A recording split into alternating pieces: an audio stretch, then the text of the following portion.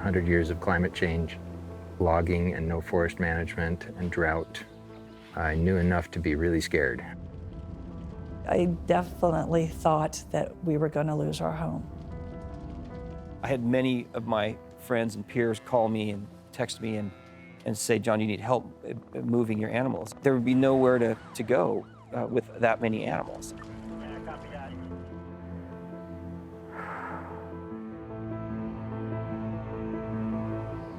Climate change. You have to feel it, you have to see it, you have to smell it, you have to live it, you have to touch it. I belong here. It releases all my stress and my pain, and it makes me stronger again.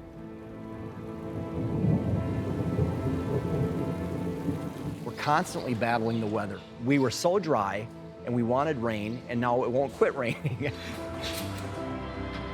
I'm hoping that we can help people find their joy and realize that, hey, maybe it isn't so bad. I can get through this. It's a hard life, but yet it is a wonderful life. Don't give up. Keep going.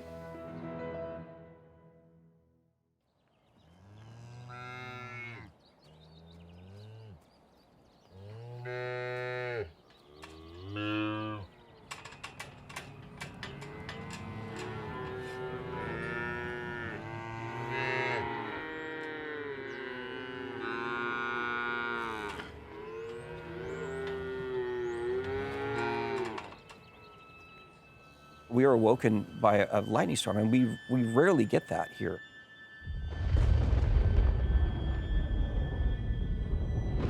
We saw these veined lightning bolts all through the sky, and it was, I'd actually never seen anything like that before. The ones that landed actually started fires within a visual distance of our ranch.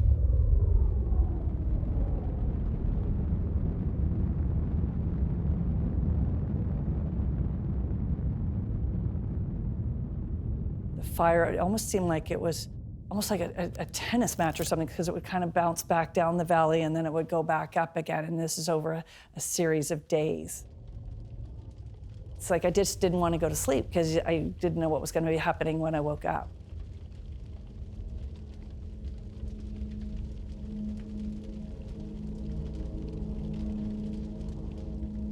My parents' house burned down when I was in high school. We came home to a burning house. I definitely thought that we were going to lose our home. I came up to the house, and she was packing the car, all your important papers, everything. She goes, "Okay, John, we're ready to go." I said, "Diane, I'm not leaving." She looked at me like I had, two heads. My husband John and I live here in Healdsburg. John manages our family dairy farm and vineyard, and I run our family wine business. Another winemaker with the best. We're an agriculture-based community. We're part of Sonoma County. We're about an hour and a half north of San Francisco. Our economy really is primarily an agricultural tourism area. Wine tasting, vineyards, hospitality. My parents started this farm in the late 50s.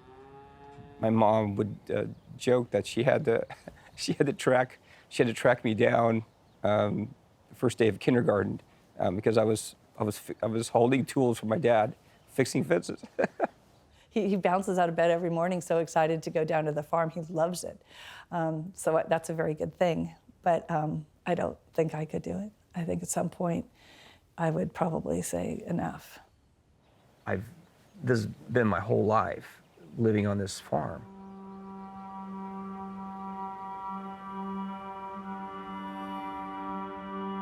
The ranch itself is 360 acres. We have 40 acres planted in Pinot Noir and Chardonnay grapevines. And then the rest is in the farm buildings and organic pasture for our dairy animals. Agriculture is not easy. Animal agriculture is even harder. It's a 24/7 thing. ¿Piensas tiene el problema aquí en la cama? Y yo echo de ver que cuando le tiento aquí, le duele la cadera. Okay. Ahorita la pulmonía no está. Está despacio, está calmado, no hay problema, nada. Okay. So, ¿tienes hay otras o? And times it can be a little bit overwhelming because it just never turns off. ¿Cómo se llama esa donde es? Que le ponga de este Yeah. como tapón. Yeah. Está bien. We're in another drought here in the western United States, so there's pressures for literally finding enough feed for the animals. There are so many stressors on him right now. You can do the best job, be the smartest person out there, but Mother Nature really has the final say. And that's a little bit, that's what happened with these fires too. That we really didn't have, you can't control that. All you can do is work at controlling what you can control. We saw a lot of changes in the California dairy business, and that's when we decided as a family to diversify into wine grapes.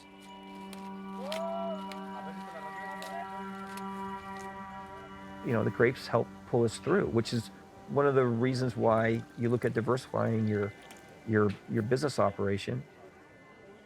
Here we are in August of 2020 in the middle of a worldwide pandemic, and we have this fire.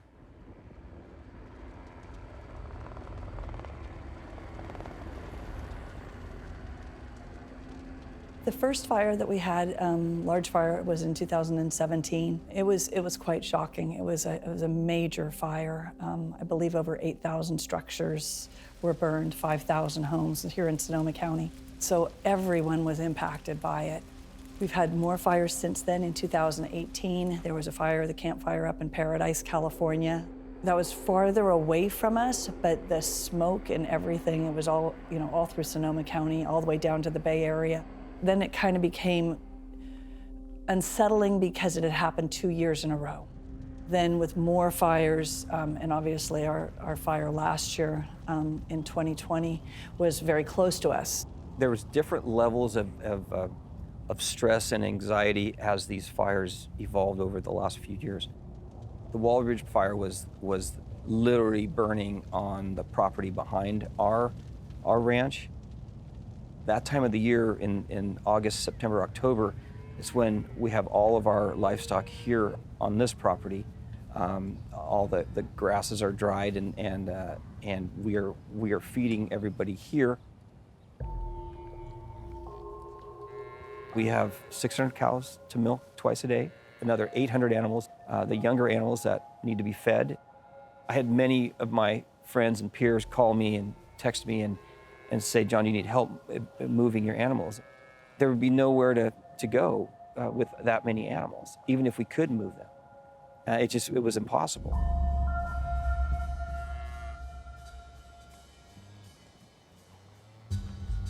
As a farmer, your first inclination is to protect your animals, protect your employees, protect your buildings or facility, your land.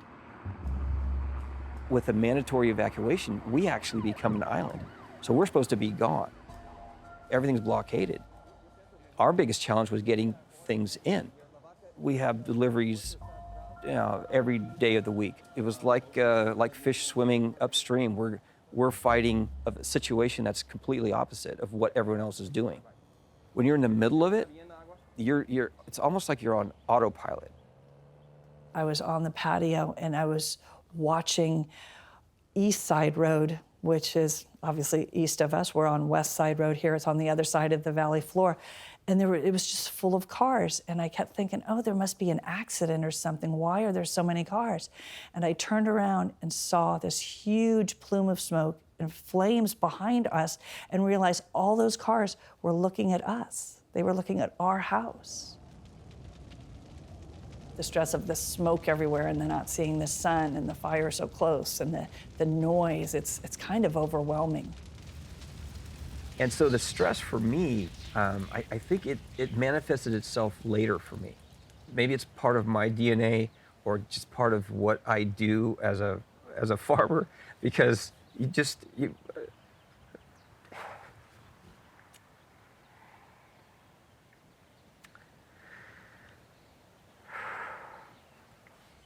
hard. And so many of our neighbors have lost so much.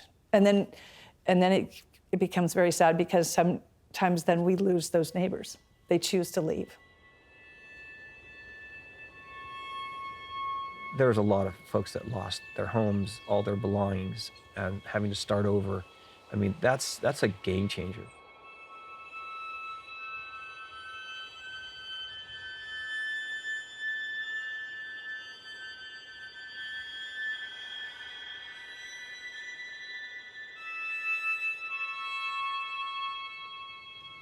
About 3 or 4 in the afternoon, I was the last one here. I just saw a huge chugging smoke train of brown, orange, yellow, Hades, demon hell-looking skyscape that was coming right at us, and I realized, well, now I know where the fire is and where it's coming. So at that point, it's a one way in, one way out road. I just got out.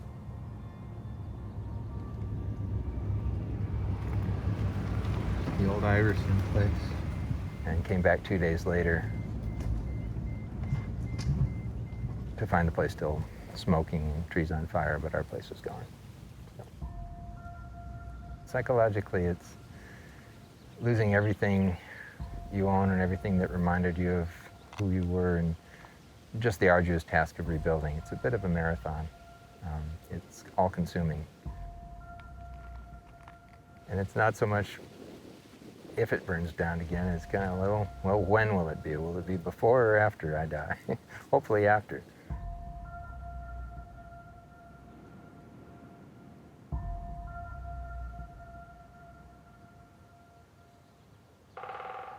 I came here 5 years ago, just after our daughter was born, with my wife and daughter, and to be closer to the grandparents. And I've been creating defensible space and trying to prevent fires and prepare for an eventual fire for about 5 years, until one finally hit.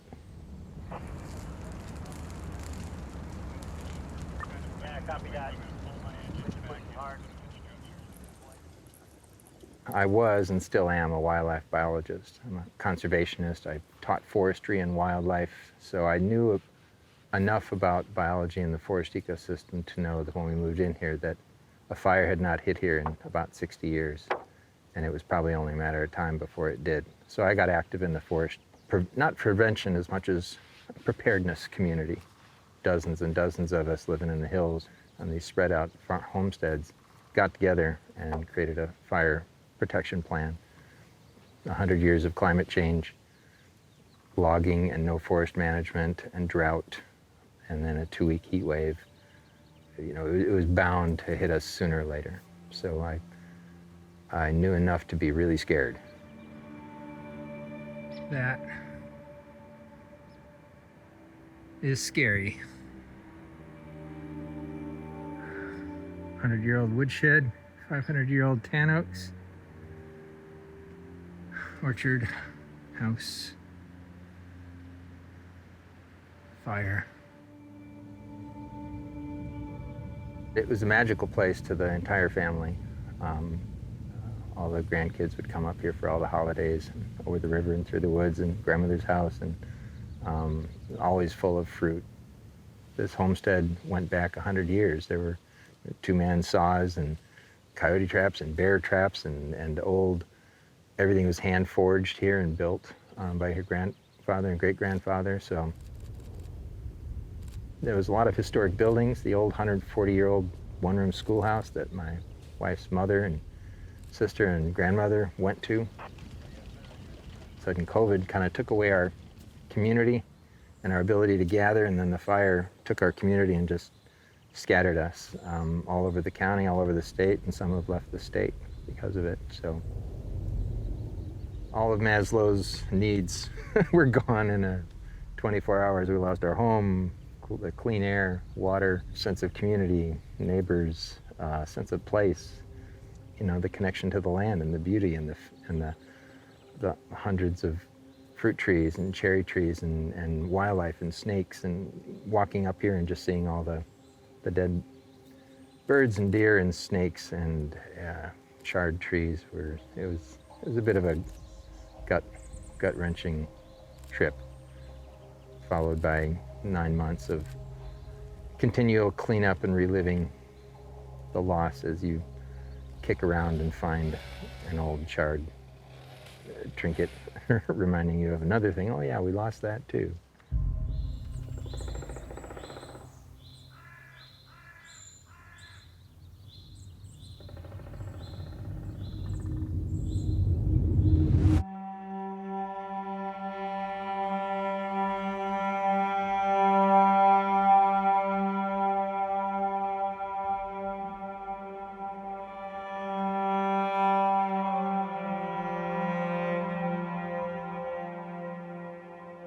What my grandpa used to say was our hair represented the thunderstorm.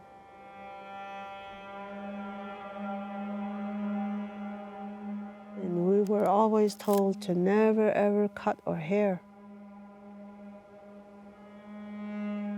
And a lot of the Navajos, Danaes, cut their hair. That's why we got no rain.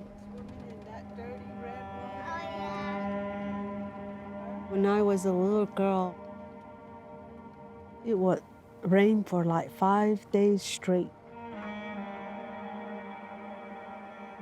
And we had to climb our way out of the mud just to get to some supplies. And the grasses were as tall as a horse's belly. That's how tall they were. You couldn't see me walking after the sheep when I was like 5 years old. We didn't have to go to town to get water.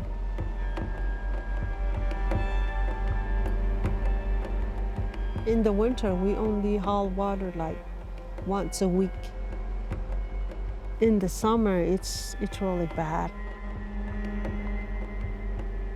We have to haul water like twice a day to our sheep camp.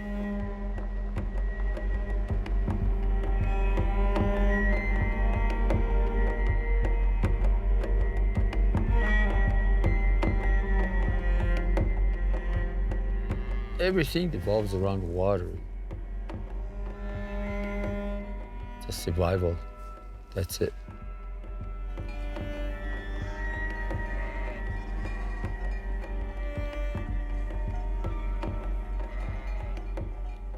People call us the forgotten people.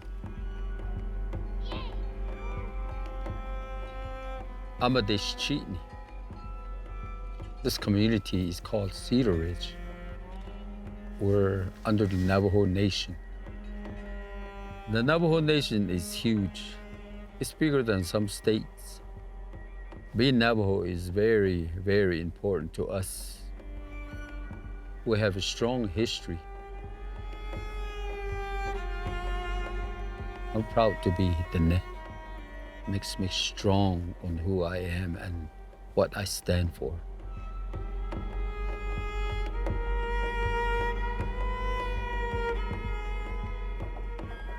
People my age now, when they were young, there was really no drought.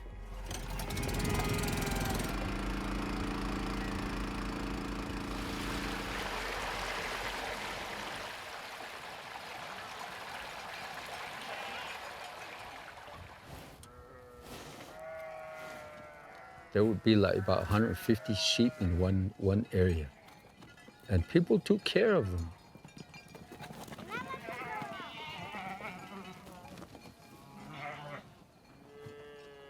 My wife here, she raised about 4 calves. They're at that age where they're having babies now. And it was worth it.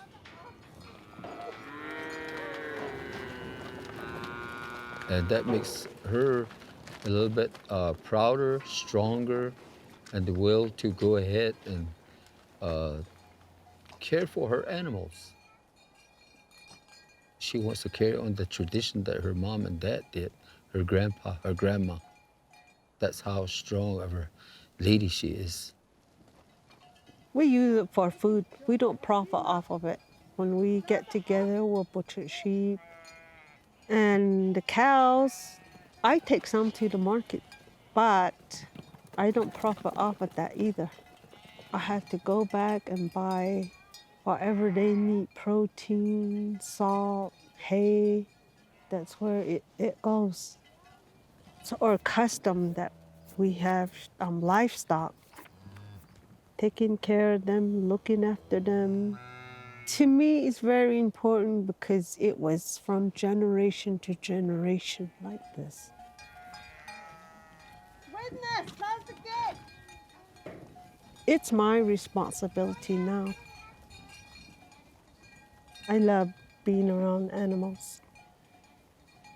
And it helps me in so many ways because at times I'll struggle.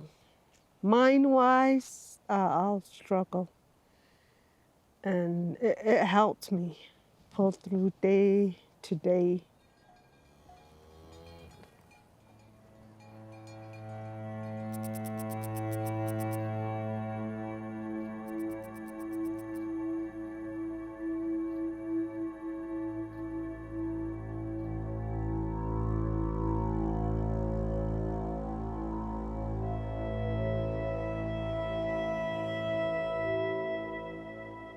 I don't know whose land it is. I have no idea. It's not mine. I'm just living on it. My grandpa always said that to me. This is not ours. It's just here for us. It's nobody's. He used to say that to us. It's nobody's. It's the cows, the sheep, all these little creatures running around. I think it's their land. That's what I think.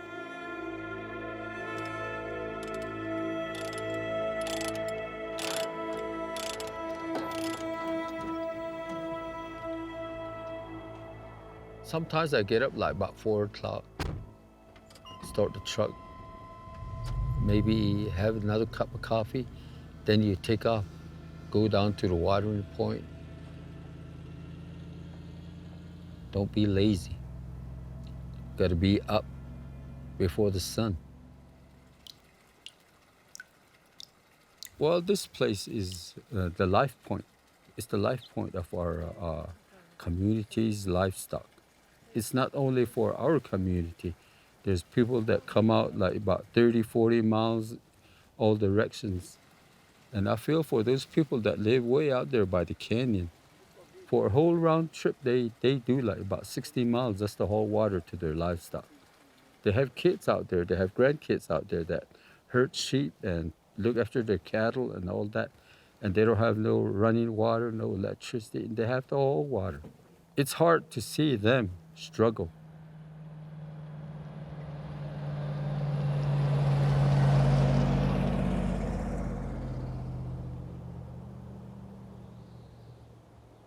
In my days, we used to go to earth dams to load up water in wagons, pulled by mules or horses.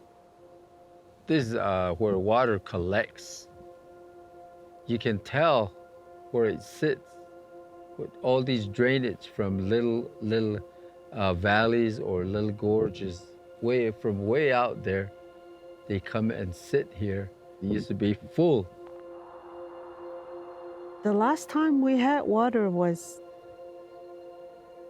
about 4 years ago. Just drizzle, a few drops, you know, you get all happy getting little drops of rain. Call out all my deceased family and say, help us. But there's still no rain.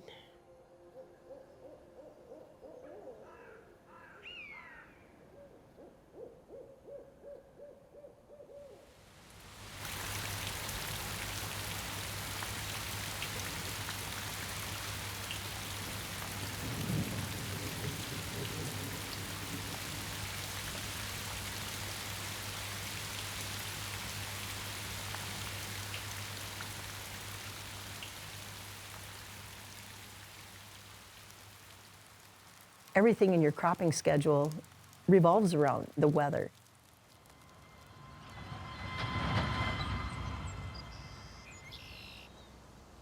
If you have a very wet spring, you don't get in the fields till late. You can't get seeds planted in the ground. The later you get it in, the later harvest is going to be, and then you run into snow.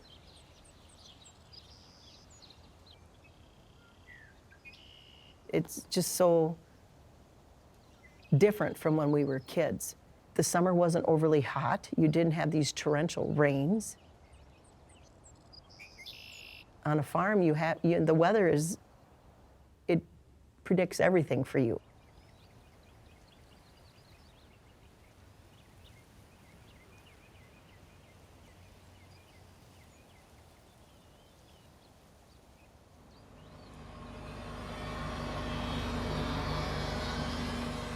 We're constantly battling the weather. It's either too wet or too dry, too warm or too cold. We were so dry and we wanted rain, and now it won't quit raining. So this is what we're dealing with, working around these windows that we have to grow the feed for our cows.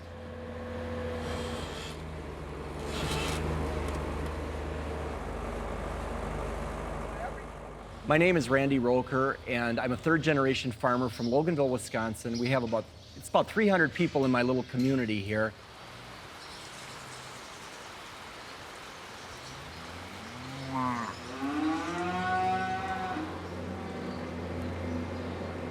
My parents are 81 and 82 years old. They farm every day. They start their morning at 3:30. My mom loves to mix feed, and she drives in the tractor. And she always likes working with the cows because she said cows don't talk back to you.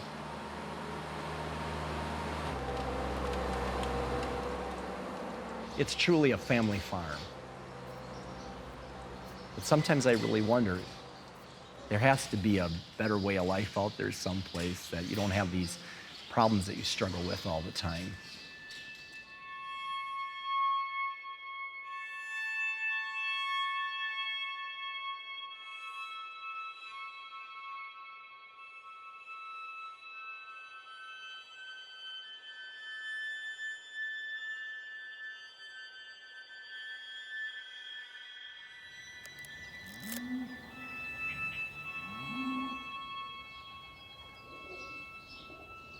My name is Brenda Stotts. Well, my farming was my main thing. It still is a lot of my life, but I do work full-time off my farm also. So I probably milked here 30 plus years. I milked in this barn. And I milked for my dad before that. I was like 12 when I started milking cows at his barn. So I've milked cows a long time. So.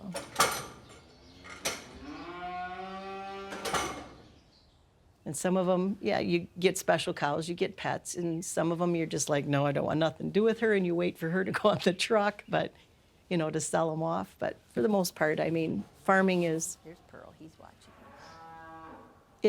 It's a good life. It was a good life. I see you, Carmen. Leon and I, we met actually in Reedsburg at a bowling alley. I was not a person who went out much, and I went out with my sister to watch her bowl, and that's when we met. And he had gone to school with my sister, she's like 3 years older than me. And we just started dating, and we both came from farm backgrounds, and we both come from big families, so even our wedding was big.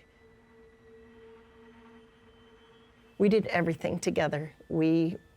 From the time you got up in the morning till the time you went to bed, you worked together. And that's just the way farming is. He had his chores, I did my chores. We never vacationed much. If we did, it was a weekend. Once a year, we'd go somewhere. But it really wasn't far away because he said, can't go too far. Leon would say, we have to, can't go too far, but far enough that they can't call us back to do chores tonight. It was just more memories of it than you think. You always thought of that time, it was just a lot of work.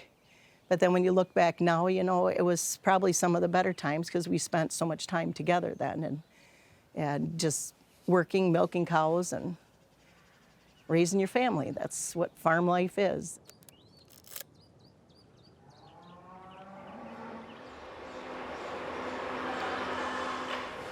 I can remember my mom always had a little book for our, every year that I was in school.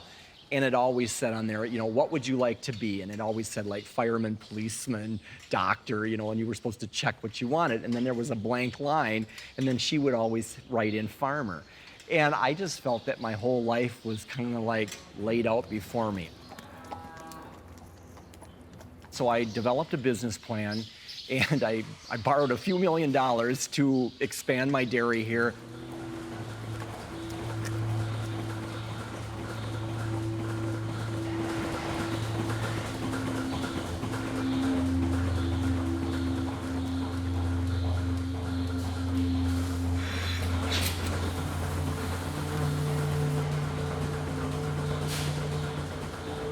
We wanted to use technology, we wanted to be modern, so that's what I did. So in 2006, we built the current dairy that we're on now. And in 2008, that's when the worldwide recession hit.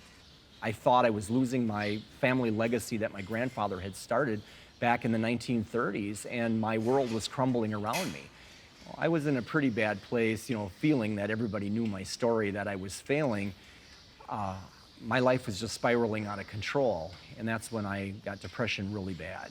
And I went to numerous therapists and counselors and doctors trying to get treatment for this, and I mean a lot of different therapists and doctors. I just wish I could run away because it's such a burden on you to not feel like a failure and carry on this family business, this legacy that you have.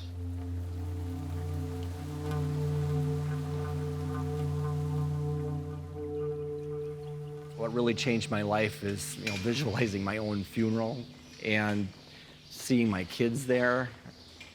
That's what really was rock bottom for me, what I was putting my kids through because I was such a low place in life. And that's how I turned things around. And that's how I pulled myself out of the depths that I was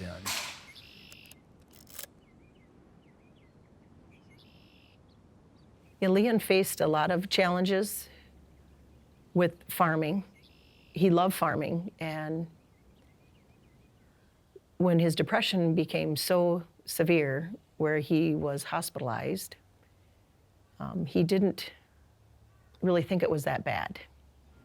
We just kept going because like a farmer, he says, what's the option? You can't just not show up. You have to show up.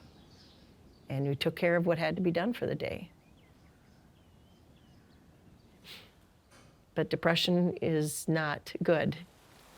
It rained, and it rained, and it rained, and flooding, and just, we're up on a ridge top here, but it was so wet you couldn't get in anywhere. So by the time you planted, it was late. We mudded in a lot of corn.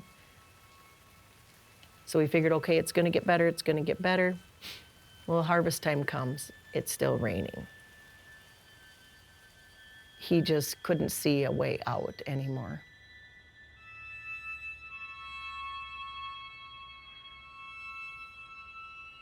We had gotten a call from our neighbors.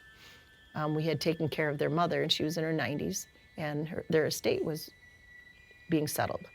His dad always told him, whenever adjoining land comes up, you have to buy it. That's what he always told him. He said, if that land ever goes for sale, you have to buy it, because you never get an opportunity to buy land that connects to your farm. He's just like, I think it's gonna be, I think maybe we'll talk to the bank and we should be able to maybe get a loan to pay for that. And the boys would, eventually buy it from us and we'd work it out. Well, that morning, it started raining again that night. The rain had just never stopped. And he's like, I can't, he couldn't do this anymore. He was just like, God, it just keeps raining. And I don't know if it's just his anxiety, but I had heard him go out that morning. And I had just headed in the house to get ready to go to work, and that's when Ethan came in, that he had found him, that he had hung himself in one of our buildings. And I just couldn't believe that it actually happened. That was his third attempt, and then was when he died.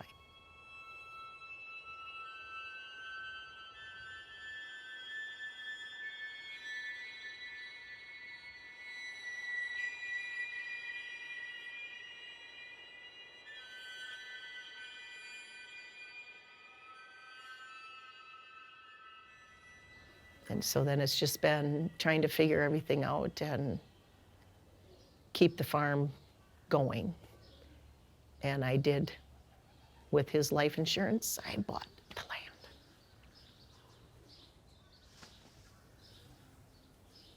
Yep. So his legacy lives on. It's what he wanted.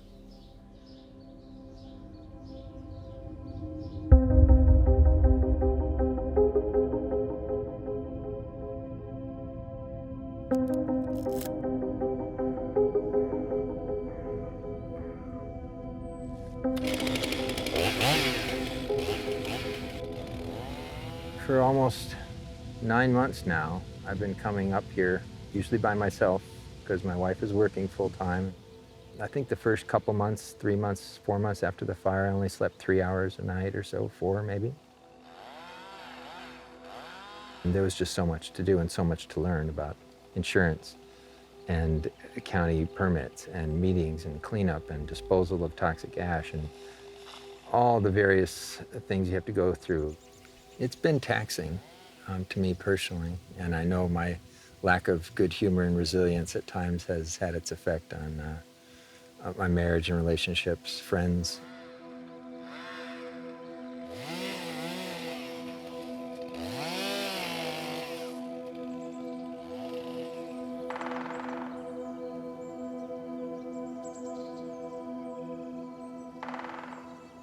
These lands were basically fire resilient when European Americans first got here, because they'd been undergoing prescribed or natural burns from the Native Americans or indoor lightning for about every 5 to 6 years. That was the fire return in this redwood forest. And 100 years of Smokey the Bear, suppress all forest fires, that policy went on to the point that it was just creating, every year they successfully put out a fire was another year that more fuel was being added to the bonfire. We're members of a not so exclusive club anymore, and one I would not wish to invite anyone into, but it's coming. You know, if it doesn't come to your house, you'll be evacuated out of it because it's coming close one of these days. So it's one of the unfortunate things we're going to have to live with as global climate change, global warming really starts showing us what it can do.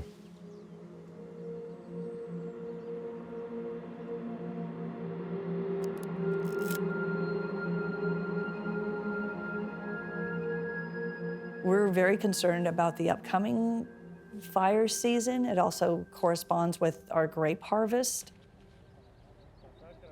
Last year, we lost a lot of grapes to smoke. It's hard to work all year just to have it lost to smoke in 4 or 5 days. The stress is very high. I think for everyone here, I think that some people are definitely suffering from what we would call PTSD. You just go on Facebook, everyone's like, I see smoke, I smell smoke, what is that? There's lots of talk about canceling 4th of July fireworks celebrations. People are asking, why is that important? Because it could potentially be dangerous. So everyone is on a very heightened level all the time as to how fires start and how devastating they are. So yeah, the mental health part is a huge part of it.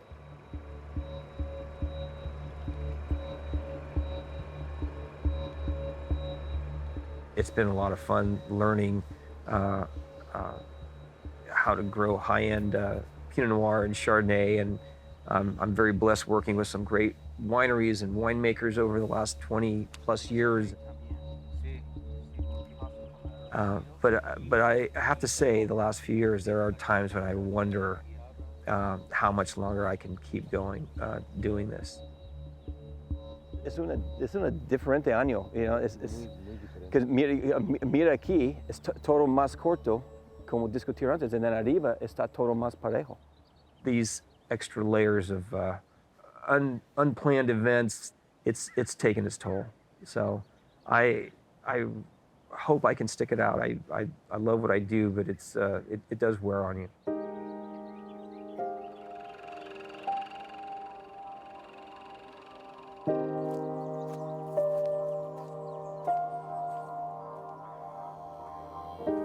It's interesting when you say, you ask me how important the land is to me, because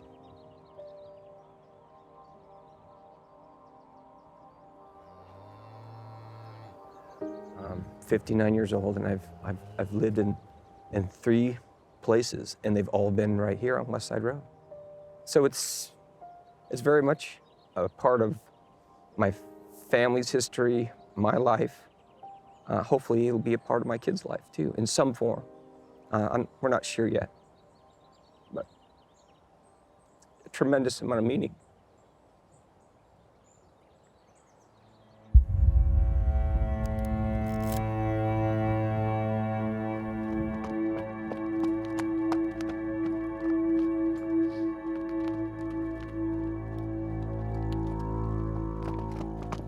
I try to give water to the horses that are still out here. I try to do that. But now I don't see any. There's just a few running here and there. If you have horses, that brings rain. That's what my grandpa used to say. Like certain places you go, you'll see dead trees like in a line. I've seen some of those, and then I just think to myself, is that global warming? What does that mean? My husband's always talking about it, but I really don't. I see it. You know, you go out there and you see it, and that's what you have to do. You have to feel it, you have to see it, you have to smell it, you have to live it, you have to touch it. This is very, very important, global warming. People, they kind of don't want to believe in it, just like what we dealt with the virus. I feel so sorry for these families that lost loved ones, you know, due to this crazy thing that's among us. I feel so sorry for my wife.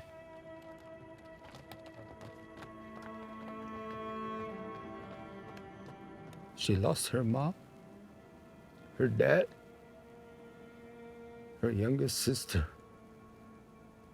her oldest brother. She is so strong as of today. She does everything, tries to keep her family's livestock intact. No.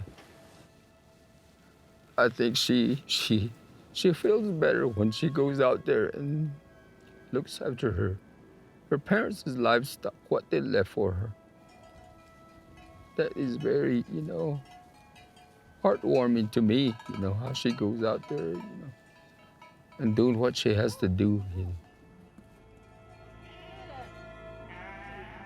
I had my PEE stuff, everything, when I went there to visit them, but somehow my dad caught it. And I didn't want to lose him. So when he passed, I took everything off and I gave my dad a hug.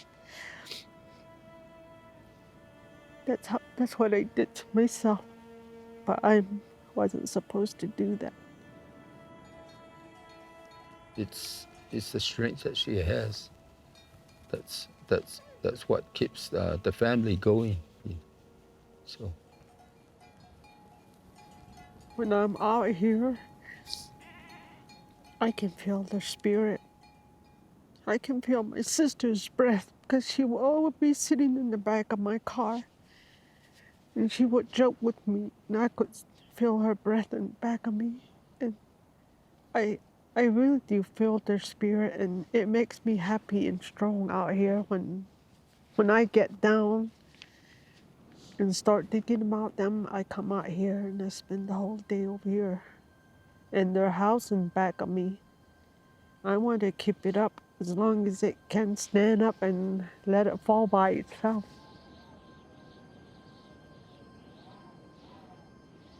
I belong here. That's why this land is very important to me. It releases all my stress and my pain, and it makes me stronger again.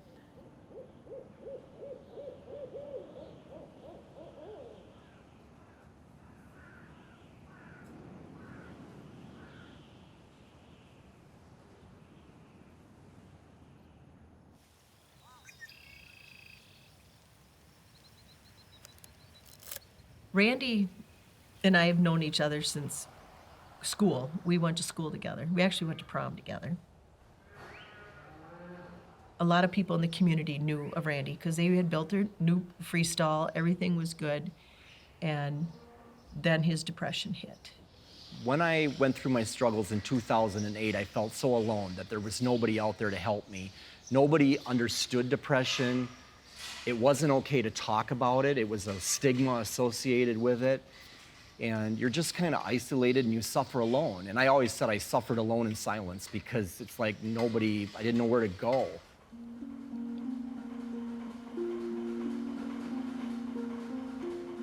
To my husband, it was embarrassing. He would never let me tell anyone that he was on medication or what he was going through. He was always worried what other people thought of him. And I'm like, Leon, it's no different than, I said, you would talk to everybody and tell your story if you break your arm, or if something else would go wrong, but you can't tell anyone that, hey, I have a mental health crisis that I am trying to figure out. I mean, to a lot of people, it's an embarrassment. And I'm like, no, stand tall and own it and say, I'm going to get through this.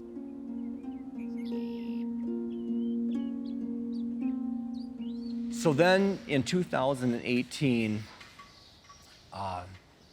that happened with Leon, Brenda's husband, and that sent me back to where I was in my own personal struggles.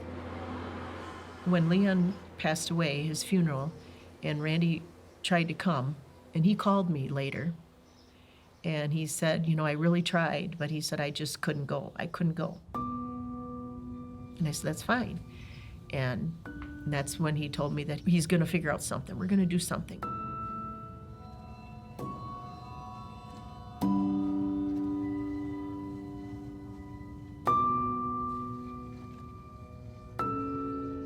That's when I started this group down at church down here. And I called up Brenda and I said, we would like to get together and do something like this. And I didn't know if it was going to be too soon after Leon had passed away. And I didn't want to push her into something like that. But I wanted to have her involved. I said, I don't know if I'll talk, but I will come. And I was very nervous going to the very first meeting. We ended up with 40 people at our first meeting. And they came from everywhere. I mean, there is a need. And that was the beginning of the Farmer Angel Network. So we got together and there was a lot of tears shed at the first couple of meetings. I got a call last week from a farmer and he wanted to know what the next step would be to get help for his nephew. There's so many crisis lines out there, but people don't know they're there. The thing of it is too, I think that I went to my first meeting and just out of curiosity and just to kind of learn more. We have to have a pretty... We were struggling ourselves about making a change out of dairy farming. It just felt so unnormal to me to not get up and go to the barn right away. I just wanted to see what help there was available for us. Educational series. Once I found out the resources that are available to farmers, I just really felt a call like, I can help other people learn about this. 800 suicide prevention number. I had that magnetic sticker stuck all over the house, and when it come right down to it, I don't think I'd ever call it. First of all, I always thought that they'd come and take you away and lock you up someplace. I mean, you have that fear deep down that they're going to commit you if you call that number. Because like with Leon, when we had to call, they took him away in the car and he just looked at me, I'm not a criminal. Why do I have to be handcuffed and put in a car? But it's protocol to keep the officers safe if they're in the vehicle with them. And so they're changing that now they have a crisis team that goes to and they don't handcuff them and they talk them through it and get them to a safe place. It didn't start out with the name Farmer Angel Network. It was a meeting on farm suicide and farmer stress. After the first winter of meetings, we kind of recognized that that's really not that inviting to people to come in and to seek help. Actually, I think I can take a little credit for developing the name Farmer Angel Network. We just really felt, how can we support people in a way that is unassuming, not intrusive in their lives? And I think if we can help save one person's life by having the information available to them, to their loved ones that are supporting them, I think we've done a very good deed. I'm hoping that we can help people find their joy and realize that, hey, maybe it isn't so bad, I can get through this. And I've heard that from people that have come to those meetings, I just needed to talk to someone. And once they verbalize it and let it out, they're like, it's gonna be okay.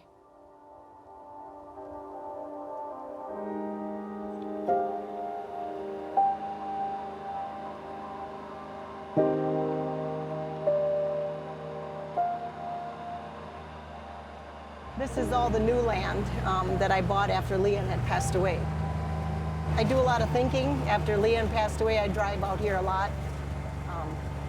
It's just peaceful and it's beautiful year-round. No matter when you come back here, it's a very calm place to come to. I mean, I can shut the motor off and you'll see it is just peaceful out here. And you just hear the wind and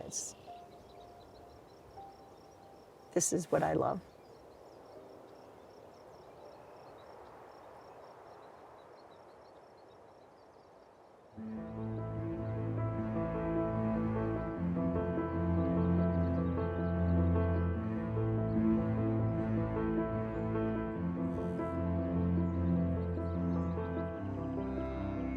Here in the United States, we're such a big country that sometimes you don't really understand what other local communities are faced with.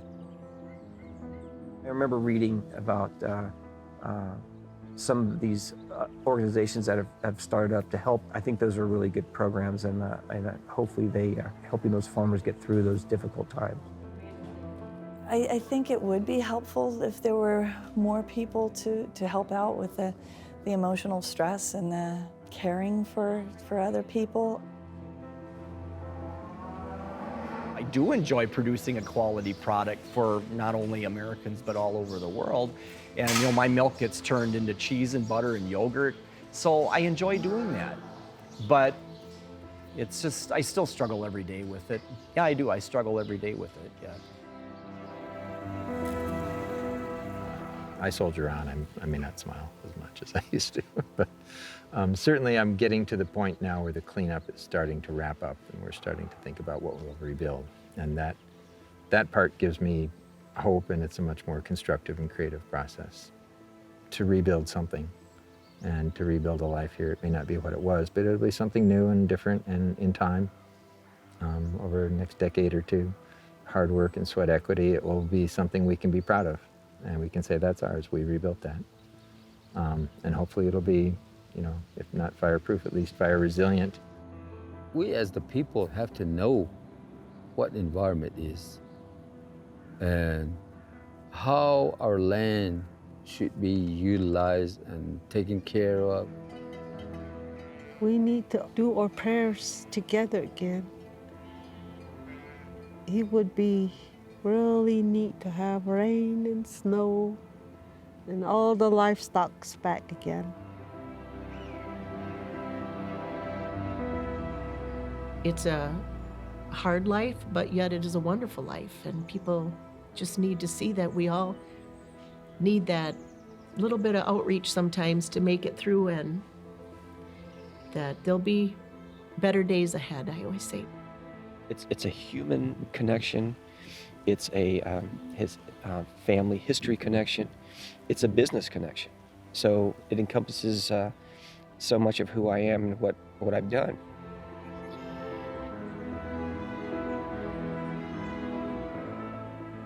Don't give up. Keep going. Because in the end, it's worth it. I mean, this is your farm. This is your legacy, and hopefully people realize you didn't quit. That's what I do. I don't quit.